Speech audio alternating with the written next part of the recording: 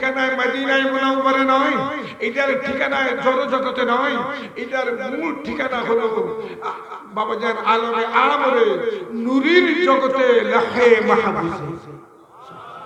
বাবাজান পুত পবিত্র কালামে মজিদ ও ফুরকানে হামিদকে যদি প্রশ্ন করা হয়, ওহি আল্লাহর কালাম, আপনার মূল ঠিকানা কোথায়, আপনার আসল পরিচয় কি, তখন তার থেকে যেন উত্তর আসতেছে, আমার মূল ঠিকানা হলো সংরক্ষিত ফলকে।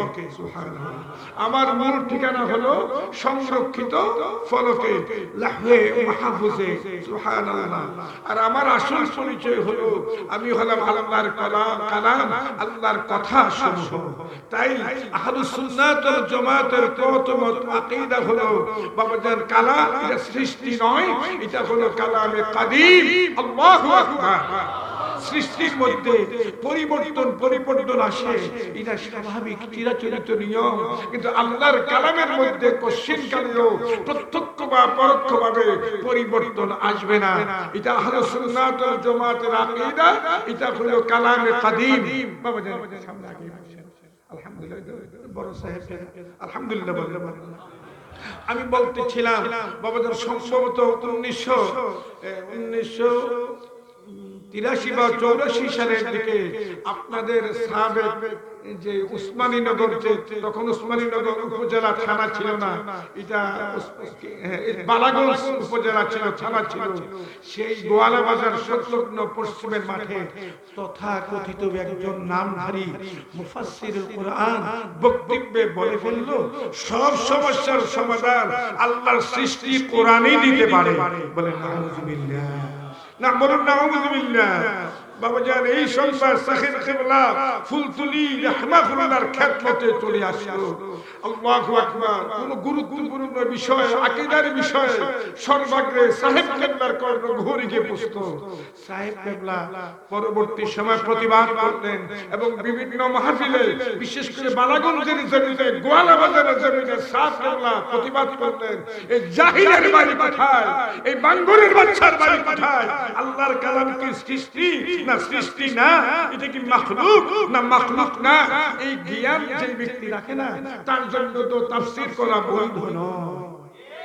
বাবাজান কালামে পাকের তাফসীর, মন গড়া তাফসীর যেই ব্যক্তি করবে সে হতভাগা, সে নিঃসন্দেহে জাহান্নামী। দয়াল নবী ঘোষণা দিচ্ছেন, দলিল দলিল মান ফাসসারাল কুরআন বিরাইহি ফালিয়াতাবাওয়া মাকআদাহু মিনান নার। যেই ব্যক্তি কালামে পাকের মন গড়া তাফসীর করবে, যেই ব্যক্তি কালামে পাকের মন গড়া ব্যাখ্যা করবে, সে নিজের ঠিকানা, নিজের বাসস্থান জাহান্নামে ঠিক করে নিল। বলেন নাউযুবিল্লাহ। এই গভীর মনোযোগ, পুত পবিত্র কালামে মজিদ ওয়া ফুরকানে হামিদ, জাত খুদাবন্দ করিম ঘোষণা দিচ্ছেন, দলিল দলিল আউযু বিল্লাহি মিনাশ শাইতানির রাজীম, বিসমিল্লাহির রহমানির রহিম, লিকুল্লিন জাআলনা মিনকুম শিরআতান ওয়া মিনহাজা। আমি তোমাদের প্রত্যেকের জন্য একটি বিধান এবং সহজ সরল পথ দিয়েছি, অর্থাৎ বিশেষ পথ দিয়েছি। এই আয়াতে কারিমার দ্বারাই ডাইরেক্ট প্রমাণ হয়ে গেল ইলমে শরিয়াত, ইলমে তরিকাত, ইলমে হাকিকত ও ইলমে মারিফত। বলেন আলহামদুলিল্লাহ। বাবাজান অনেকেই মারফতের নাম শুনলে নাক ছিটকায়, বিশেষ করে বর্তমান বিশ্বে কিছু নামধারী ইসলামী চিন্তাবিদের আবির্ভাব ঘটেছে, বিভিন্ন মিডিয়াতে কথাবার্তা বলে থাকে। আসলে মূলত তারা ইসলামী চিন্তাবিদ নামের কলঙ্ক। অনেক সময় তারা মারফতের বিরুদ্ধে কথা বলতে বলতে তারা বলে ফেলে, মারফতকে মারফত বলিও না, এটা হলো মারার পথ। বলেন নাউযুবিল্লাহ। এই ধরনের খাবিস আকীদার অনেক লোক আগেকার জমানাও ছিল, এখনো আছে, বাইসামরা কিয়ামত পর্যন্ত থাকবে। এই মুনাফিকের দল বাবাজানদের দরবারে রিসালাতও ছিল, এখনো আছে, আজীবন আপনাদের আমাদের মাঝে থাকবে। তাদের থেকে বেঁচে থাকতে হবে, তাদের খপ্পর থেকে যেন আল্লাহ পাক আমাদের ঈমানের হেফাজত করে। আওয়াজ করে বল আমিন। বুখারী শরীফের মধ্যে হযরত ইমাম আবু আব্দুল্লাহ মুহাম্মদ ইবনে ইসমাঈল বুখারী রাহিমাহুল্লাহ তিনি আলাদাভাবে একটা শিরোনাম উল্লেখ করেছেন, দলিল বাবু কাউলিন নবী সাল্লাল্লাহু তাআলা আলাইহি ওয়াসাল্লাম আনা আ'লামুকুম বিল্লাহ ওয়া আন্নাল মারফাতা ফিল আল। দয়াল নবীজি ঘোষণা দিচ্ছেন অবশ্যই মারফত হলো অন্তরের ক্রিয়া, অবশ্যই মারফত হলো অন্তরের ক্রিয়া। বাবাজান, এই মারফত যদি কোনো ব্যক্তি হাসিল করতে চায় তার জন্য অপরিহার্য সে যেন হক্কানি পীর ও মুর্শিদের শরণাপন্ন হয়, হক্কানি সিলসিলার শরণাপন্ন হয়। কেননা আমি বক্তব্যের শুরুতেই বলেছিলাম, সাফ কেবলা বলতেন কিতাবে মানুষ মানুষ হয় না, টাকা পয়সায় মানুষ মানুষ হয় না, সহবতের কারণে মানুষ মানুষ হয়। কোন মানুষের সাহাবত মহব্বতে মানুষের কাল আলমে লাহুতির সাথে নূরের জগতের সাথে সম্পৃক্ততা হয়ে যায়। কোন মানুষের বাবাজান এই যে কোন মানুষের সাহাবত মহব্বতে তার কাল আল্লাহ আল্লাহ রাসূল মুখী হয়ে যায়, তার জীবনটা ধন্য হয়ে যায়, অনন্তকাল আখিরাতের জীবন কল্যাণময় হয়ে যায়। আল্লাহু আকবার। আর আল্লাহ না করুক যে ব্যক্তি হতভাগা সে যদি ব্যতিক্রম ধর্মী মানুষের সহবত মহব্বত এখতিয়ার করে, দেখা যায় তার জিন্দা দেল মুর্দা হয়ে যায়। ঠিক না বেটা? কোন মানুষের মহব্বত সহবতে মহব্বতে তার মুর্দা দেল জিন্দা হয়, আর কোন মানুষের সহবত মহব্বতে জিন্দা দেল মুর্দা হয়। ঠিক না বেটা? এই বাবাজান, আমাদের প্রত্যেকের জন্য অপরিহার্য হলো এমন ব্যক্তিদের সহবত মহব্বত এখতিয়ার করা যাদের সহবত মহব্বত এখতিয়ার করলে বাবাজান কলবের অবস্থা পরিবর্তন হয়। ইবনে মাজাহ শরীফের হাদিসের দ্বারা প্রমাণ, নবীজি ঘোষণা দিয়েছেন যে সে যে আল্লাহর ওলি, আল্লাহর বন্ধু, যাকে দেখার পরে আল্লাহর কথা স্মরণ হয় সে হলো আল্লাহর বন্ধু।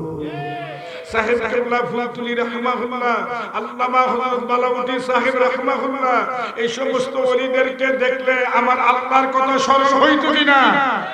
এইটা হইতো কিনা বলুন তো বাবা জান? এটা বাস্তবে কারা কারা দেখেছেন একটু হাত উঠান তো বাবা জান।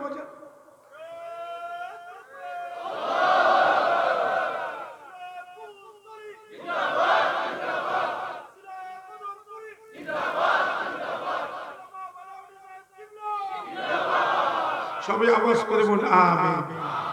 গভীর মনোযোগ বাবা জান, মানুষের জীবনে মহামূল্যবান সম্পদের নাম হলো ঈমান। ঠিক না বেটি? মানুষের ঈমান আগে না আমল আগে? আওয়াজ করুন, ঈমান আগে না আমল আগে? বাবা জান, আকীদা আগে না আমল আগে? আকীদা হলো আগে।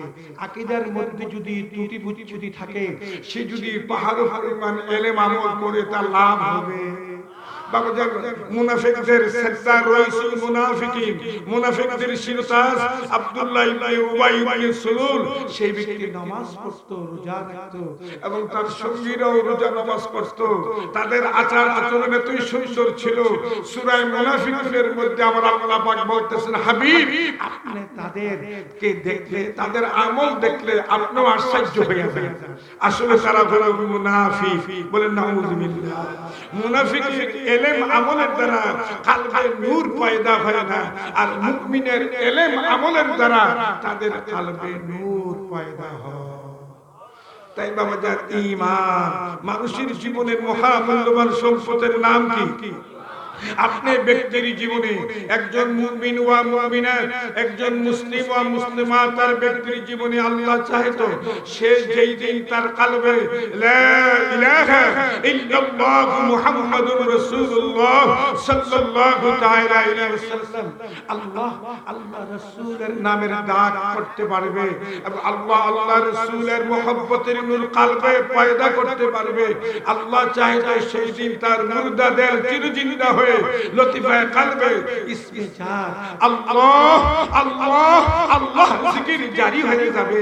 শুধু তাই নয়, তরিকতের মাশায়েখগণ, পীর মাশায়েখগণ 10 লতিফার কথা বলে থাকে, সাথে সাথে আরো বলেন 10 লতিফার পরেও আপন দেহের 33 কোটি লোমকূপ রয়েছে, যার কাল জিন্দা হয়ে গেল আল্লাহর রহমতে মদিনা ওয়ালার খাতিরে আল্লাহ পাক তাকে এমন মর্যাদা দান করতে পারেন, এমন ক্লাসেও তাকে উপনীত করতে পারেন যেই দিন তার আপন দেহে 33 কোটি লুমকুম দিয়ে আল্লাহ আল্লাহ জিকির জারি হয়ে যাবে। এই দরজা যার নসিব হয়ে গেল, আল্লাহ চাহে তো সেই দিন তার সুলতানুল আযকারের দরজা নসিব হয়ে গেল, তার দুনিয়া ও আখিরাতের জীবন ধন্য হয়ে গেল। গাছপালা, তরু লতা, পশু পাখি সবার সেই জিকির বুঝতে পারবে। আল্লাহ পাক যাকে দয়া করেন তাকে এই নিয়ামত দান করেন। ওলি ওলিদের মধ্যে ব্যবধান আছে। যারা বেলায়েতে সুকরাল ক্লাসের ওলি তাদের বাবাজান সংখ্যা একরকম, আর যারা বেলায়েতে কুবরা ক্লাসের ওলি তাদের সংখ্যা হলো আরেক রকম। যারা বেলায়েতে কুবরা ক্লাসের ওলি তাদেরকে আল্লাহ পাক এত বড় ক্ষমতা দিয়েছেন, তারা এমন নূরের অধিকারী হয়েছে এই নূরের মাধ্যমে লাহে মাহফুজ পর্যন্ত দেখতে পাবে। তাই আমি বলতেছিলাম হযরত বালাউদ্দিন সাহেবের এখানে আল্লাহর ওলিদের দরবারে আমরা আসা যাওয়া করি কেন? উদ্দেশ্য হলো আমরা যেন মানুষের মতো মানুষ হতে পারি, আমরা যেন মুমিনে কামিল হতে পারি, আমরা যেন আশিকে রাসূল হতে পারি। দুনিয়া থেকে বিদায় নেওয়ার পূর্বে যেন আল্লাহর হাবিবের আপন হতে পারি, রাসূলুল্লাহর প্রেম সমুদ্রের ডুবুরি হতে পারি।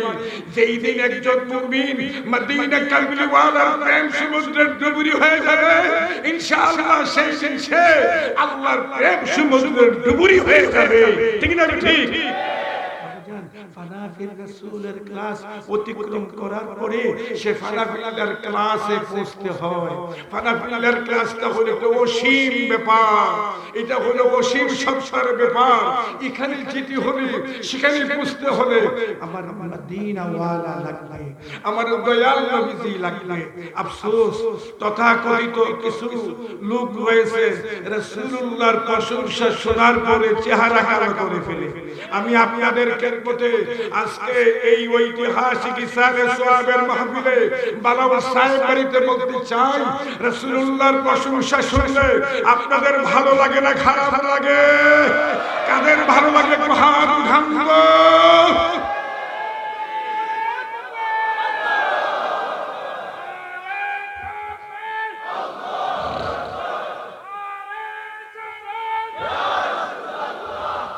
বাবাজান যারা হতভাগার দল তারা দেখা যাচ্ছে রাসূলুল্লাহর প্রশংসা শোনার পরই চেহারা কালো কালো। আবার আরেক দল আছে কি জানেন, আল্লাহর প্রশংসায় কোনো যৎকিঞ্চিত পরিমাণ ত্রুটি বিচ্যুতি করার চেষ্টা করে না, যেন তারা আল্লাহ পাকের প্রশংসায় মজবুর। আবার এমন ব্যক্তি আল্লাহ না করুক যদি আল্লাহ রাসূলের শানে বেয়াদবি করে, তখন সে আল্লাহর প্রশংসাকারী থাকে না, তখন সে মুনাফিক হয়ে যায়।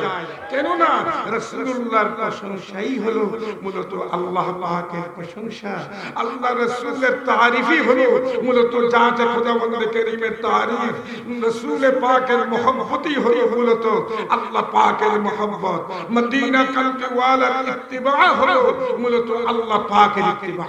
ঠিক না?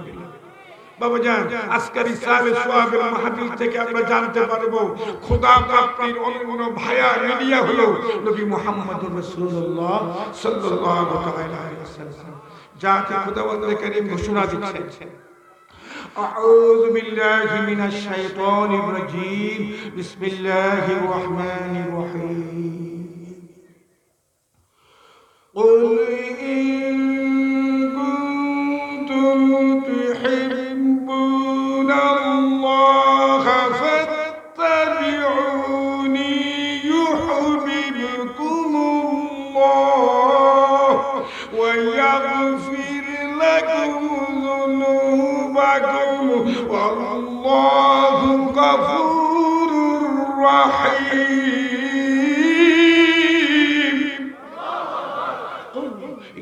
হাজির মাহফিল ওয়াহিদে মুযাক্কারের সিগা কুল আসলমে উকবুল থা, বাংলা শাব্দিক অর্থ হলো আপনি বলুন, এটা সিঙ্গুলার, এটা ওয়াহিদ। হাবিব আপনি বলুন, ইন কুনতুম তুহিব্বুনাল্লাহ, তোমরা যদি আল্লাহর সাথে প্রেম করতে চাও, তোমরা যদি আল্লাহর ভালোবাসা অর্জন করতে চাও, ফাত্তাবিউনি ইউহিব্বুকুমুল্লাহ, এটা ফায়ে তাকিবিয়া, শীঘ্রই তোমরা আমার রাসূলুল্লাহর আনুগত্য করো, আমার রাসূলুল্লাহর অনুসরণ অনুকরণ করো, আমার রাসূলুল্লাহর ইত্তিবা করো। আল্লাহু আকবার। ফাত্তাবিউনি ইউহিব্বুকুমুল্লাহ, আল্লাহ তোমাদেরকে ভালোবাসবেন। আল্লাহু আকবার। শুধু তাই নয়, ওয়া ইয়াগফির লাকুম যুনুবাকুম আল্লাহু গফুরুর রহিম, আল্লাহ পাক তোমাদের যাবতীয় গুনাহ খাতা ক্ষমা করে দিবেন। আল্লাহু আকবার। আয়াত কারিমার দ্বারা ডাইরেক্ট প্রমাণ হয়ে গেল আল্লাহ পাকের খুশি অর্জন করতে হলে, মহামালিকের প্রেম সমুদ্রের ডুবুরি হতে হলে আমার মদিনা ওয়ালা লাগবে, আমার দয়াল নবীর সুন্নতের অনুসরণ অনুকরণ করা লাগবে, আমার দয়াল নবীর ইত্তেবা লাগবে। বাবা জান, তিরমিজি শরীফের মধ্যে নবীজি ঘোষণা দিচ্ছেন, দলিল মান তামাসসাকা বিসুন্নতি ইনদা ফাসাদ উম্মতি ফালাহু আজরু মিয়াতে শাহীদ, ও কামা ক্বালা নবী সাল্লাল্লাহু তাআলা আলাইহি ওয়াসাল্লাম। নবীজি ঘোষণা দিচ্ছেন, যেই ব্যক্তি ফিতনা ফাসাদের জামানায়, যেই ব্যক্তি ফিতনা ফাসাদের সময় আমার রাসূলুল্লাহর সুন্নতকে আঁকড়িয়ে ধরে রাখবে, আল্লাহ পাক তার আমলনামায় 100 শহীদের সওয়াব দান। যেই ব্যক্তি ফিতনা ফাসাদের সময় আমার সুন্নাত সমূহকে আঁকড়িয়ে ধরে রাখবে, নবীজি ঘোষণা দিচ্ছেন আল্লাহ পাক তার আমলনামায় 100 শহীদের সওয়াব দান করবে। এই বর্তমানে ফিতনা ফাসাদ চলছে, বিশেষ করে গোটা বিশ্বব্যাপী এক ব্যতিক্রম ধর্মীয় অরাজকতা বিরাজ করতেছে। ফিলিস্তিনের মুমিন মুসলমান, গাজার মুমিন মুসলমান, তাদেরকে বাবাজান অহিতুক সেই ইসলাম বিরোধী শক্তিগুলো পাগলা কুকুরের মতো ঝাঁপিয়ে পড়েছে। এমনকি নাবালক ছেলে মেয়ে পর্যন্ত তাদের হাত থেকে রক্ষা পাচ্ছে না। হসপিটাল হাসপাতালের রোগীগুলি পর্যন্ত তাদের হাত থেকে রক্ষা পাচ্ছে না। আসলে তারা কারা? এই ইয়াহুদ ওয়ান নাসারারা হলো মুমিন মুসলমানদের চিহ্নিত দুশমন। ঠিক না বেঠিক? এই ইয়াহুদ ওয়ান নাসারারা হলো মুমিন মুসলমানদের চিহ্নিত দুশমন। আর এই ইয়াহুদ ওয়ান নাসারাদের সাথে তথাকথিত কিছু নামদারি মুসলিম, ক্ষমতাধর মুসলিমরা নিজের রাজপ্রসাদকে ঠিক রাখার জন্য, নিজের গদি চেয়ারকে ঠিক রাখার জন্য তাদের সাথে আতাত করে চলছে। বেশি দিন বাকি নাই, সত্যের প্রকাশ ইনশাআল্লাহ হবে। হযরত ইমাম মাহদী আলাইহিস সালামের শুভাগমনের সময় ঘনিয়ে আসছে। ঠিক না ঠিক? 14টি মুসলিম দেশ, তোমরা শুধু মুখে মুখে তাদের পক্ষে কথা বলো। যেমন আমার কুমিল্লার আঞ্চলিক ভাষায়, কুমিল্লা আঞ্চলিক এলাকার একটা ঘটনা বলবো কিনা বলুন তো? বাবাজান, একবার একজন আপনার বৃদ্ধা মহিলা, বুড়ি দাদি, বুড়ি মা, সে সকাল বেলায় হাউমাউ করে কান্নাকাটি করতেছে। দেখুন তার আশেপাশে নাতি নাতিরা বলতেছে, দাদিমা, আপনি দাদি যান, আপনি কেন কান্নাকাটি করতেছেন? পিছনে কারণ কি? বুড়ি মার কান্না আরো বেশি বেড়ে গেছে, কাঁদতেছে। অনেকক্ষণ পরে বলতেছে যে গত করলো আমি যে বিড়ালটা লালন পালন করতাম, এই বিড়ালটা